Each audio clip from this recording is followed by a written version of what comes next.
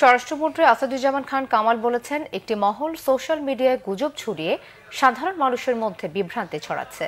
ছাত্রদের ব্যবহার করে আন্দোলনে নাশকতা করছে বিএনপি জামাত।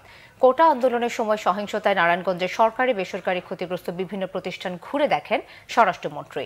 শনিবার দুপুরে জেলা পুলিশ সুপার কার্যালয়ে সাংবাদিকদের ব্রিফ করেন তিনি।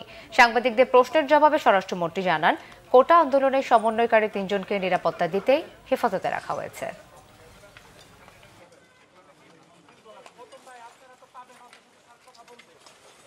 ছাত্রদের আন্দোলনের ফাঁকে ছাত্রদেরকে মিসগাইড করে যে ঘটনাগুলি ঘটিয়েছে, যেই হত্যাকাণ্ডগুলি ঘটিয়েছে, যারা মৃত্যুবরণ করেছেন, এদেরও অনেকেই আমরা দেখেছি। এরা সাধারণ মানুষ।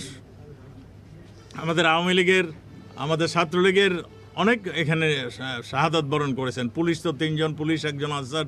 সোশ্যাল মিডিয়ার মাধ্যমে এমনই সব গুজব ছড়াচ্ছে, এমনই সব কথা বলছে, যেগুলি শুনলে সাধারণ মানুষও ঠিক থাকতে পারে না। তারা একসঙ্গে গুজব ছড়িয়েছে একদল, আরেক দল আক্রমণ করেছে, এবং এই রকম সংঘবদ্ধ আক্রমণ শুধুমাত্র ডেডিকেটেড ফোর্সরাই করতে পারে, যেটা নাকি জামাত, বিএনপি এবং এই জঙ্গিদের কাছে রয়েছে।